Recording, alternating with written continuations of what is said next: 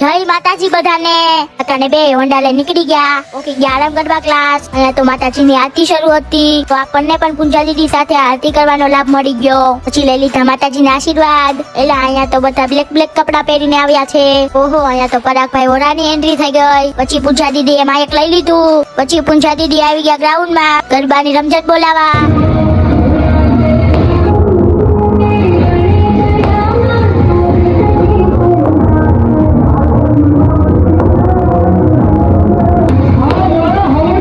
ભાઈ વાહ, મોજ આવી ગઈ. ઓકે, બધા બેસી જઈએ. પૂંજા દીદીએ કીધું એટલે આપણે બેસી ગયા.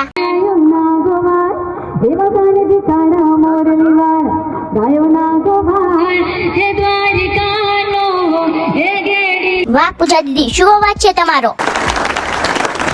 એટલે આ બધા શું પૂજા દીદી ને બતાડે છે. પછી પૂંજા દીદી એ બધાને કરી દીધા ઉભા. પછી બોલાવી દીધી ગરબાની ફૂલબાકા ચીકી. ભીડ તો બહુ છે, પણ આપણે પડાવવાનો તો પૂંજા દીદી સાથે ફોટો.